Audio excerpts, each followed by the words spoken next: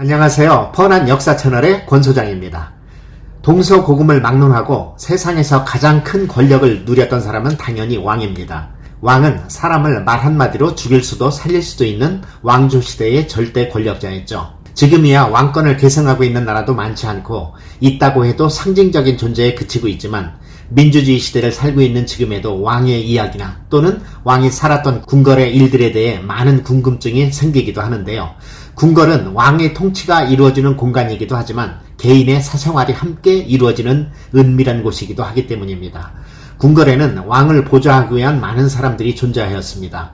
그 중에 가장 많은 인력 집단은 바로 궁녀입니다. 조선의 경우 각 처소별로 배정된 궁녀를 모두 합하면 500명에서 600명 정도의 궁녀들이 왕을 비롯한 윗전을 보좌하며 궁궐에서 살고 있었던 것으로 추정됩니다.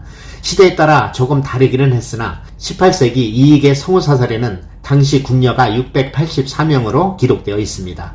이번 영상에서는 역사사의 여러 기록들을 근거로 베일에 쌓여있던 그 궁녀들의 한많은 삶에 대해 가감없이 조명해 보도록 하겠습니다.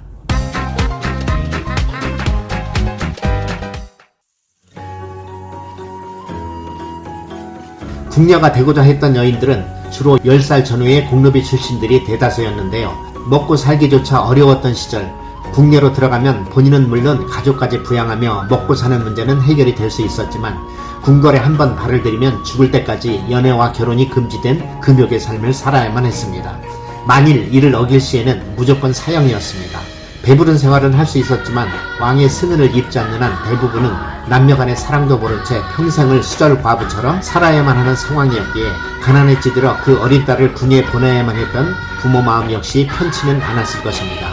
궁녀가 되기 위해서 시험이나 면접은 따로 없었고 친척 이모 등의 소개로 들어가게 되고 간단한 테스트를 거치게 됩니다. 이게 바로 많이 들어보셨을 앵무새 처녀 감별법인데요. 앵무새의 피를 팔뚝에 떨어뜨려 그 피가 동그랗게 뭉쳐있으면 처녀라고 생각해 통과되었고 흘러내리면 처녀가 아니라고 생각해 집으로 다시 돌려보냈습니다. 그 당시 10살 전후 되는 어린 나이에 처녀가 아닌 아이가 어디 있겠습니까만 순결에 대한 경각심을 주기 위한 하나의 퍼포먼스가 아니었나 생각됩니다. 사실 앵무새 피는 좀 끈적거려 잘 흘러내리지 않아 대부분 통과되었다고 합니다. 이렇게 통과된 아이들을 생각시라고 명칭하며 궁녀가 바로 되는 것은 아니고 10년이라는 긴 수습기간을 거쳐야 정식 궁녀인 나인이 될 수 있었습니다. 나인이 되면 대접이 달라지는데요. 우선 기숙사가 주어지고 보통은 두세 명이 한 방을 쓰게 되며 상궁이 될 때까지 15년에서 20년 정도를 룸메이트로 지내게 됩니다. 그리고 방마다 나인의 몸쪽인 무스리를 붙여주는데 이들에게 청소나 허드렛 일을 하게 하여 업무에 집중할 수 있게 하였습니다. 역사 속에 황당한 일도 있었는데 나인도 아니고 나인의 몸쪽인 무술이었던 숙빈 최씨가 숙종의 승은을 입고 태어난 인물이 바로 영조였으니 영조는 탁월한 왕이었지만 출생의 문제로 평생 컴플렉스를 갖고 살았다고 합니다. 나인들은 근무 조건도 비교적 좋았는데 침소를 지키는 지밀 나인을 제외하면 하루 8시간 근무하고 다음날 쉬는 격일제 혹은 보직에 따라 3교대 근무였고 연봉도 상당히 높은 편이었습니다. 반면 지밀 나인은 왕의 침소에서 한 발짝도 움직이지 못하고 12시간의 고된 노동을 견뎌야만 했습니다.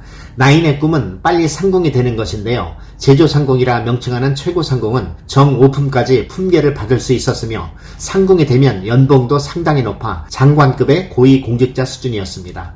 궁녀들의 골박 외출은 비교적 엄격히 금지되었지만 월급을 타면 친정 나들이를 허락받기도 했는데요. 외출을 하려면 윗전 상궁에게 허락을 받고 또한 담당 환관에게 재차 허락을 받아야 했는데요. 출입 허가증인 출이라고 하는 패를 받아야 외출을 할 수 있었습니다.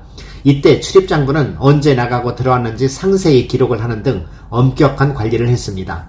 비밀스러운 궁궐 내의 많은 정보들이 외부로 유출되는 것을 방지하기 위해 그렇듯 철저한 관리를 하지 않았나 사료됩니다. 모든 궁녀들은 왕의 여자였으니 왕은 궁 안의 모든 궁녀를 취할 수 있는 권세가 있었으나 궁녀가 왕의 승은을 입는다는 건 거의 로또 확률이었습니다. 왕은 정비보다는 후궁이나 궁녀와의 잠자리를 편애했는데 이는 대비와의 잠자리에서는 바둑판에 구조로 된 침소를 중앙에 두고 둘러싸고 있는 방에서 나이가 많은 상궁들 8명이 보초를 서며 잠자리가 좀 격해진다 싶으면 전하 고정하시옵소서 라고 하는 등 은밀해야 될 잠자리를 간섭하였고 심지어는 살아있는 닭을 대기시켰다고 합니다.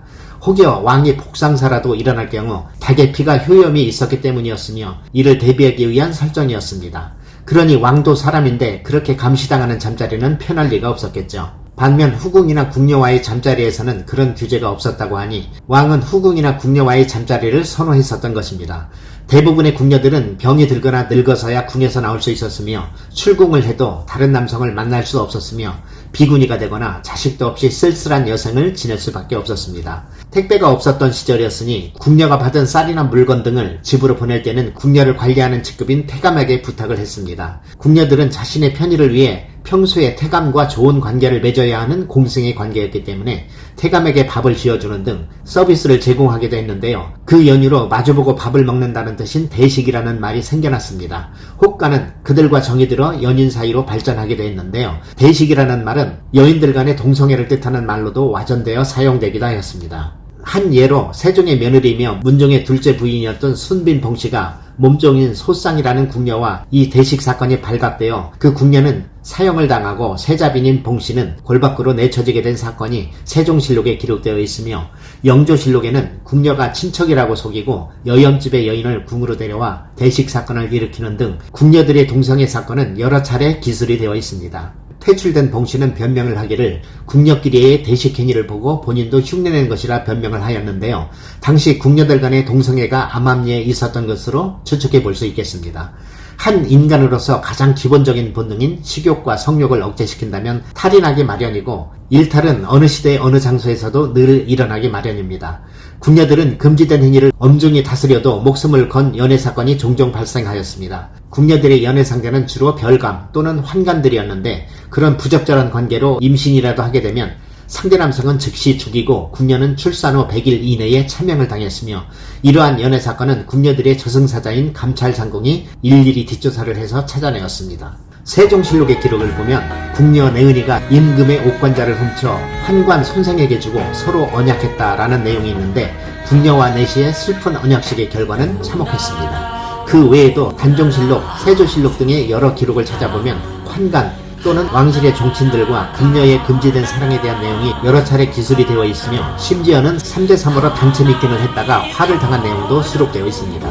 이런 불상사를 의뢰해 궁궐의 내시들은 모두 거세를 한 것인데 그럼에도 불구하고 간혹 궁녀의 임신사건이 일어났던 것으로 보아 환관이 사내구실을 전혀 못했던 것도 아닌 듯 싶습니다. 내시에 관한 자세한 내용은 다음 편에서 다루어 보도록 하겠습니다. 로또에 당첨되어 승은을 입은 궁녀 중 유명인사는 연산군 때 장묵수, 숙종 때의 장혜빈 같은 인물들이었는데요. 임금의 마음을 사로잡아 한나라의 국運을 좌지우지하며 큰 영향력을 발휘하기도 하였습니다. 어느 역사학자의 말을 빌리면 역사를 지금의 잣대로 난도질하지 말라라는 말이 있습니다. 지금은 시절이 좋아서 그렇지 그 옛날 권력의 희생양으로 말도 안 되는 삶을 살았던 우리의 조상들이 있었지만 그 시절의 관습과 문화를 생각해본다면 이해 못할 일도 아니겠습니다. 그 희생의 중심에 있었던 궁녀. 지금 방학동의 야산에는 한많은 세월을 지내다가 간 내시와 궁녀들의 공동묘지가 훼손된 채 방치되어 있어 측은함에 마음이 아려움을 느끼게 됩니다. 시청해주셔서 감사합니다.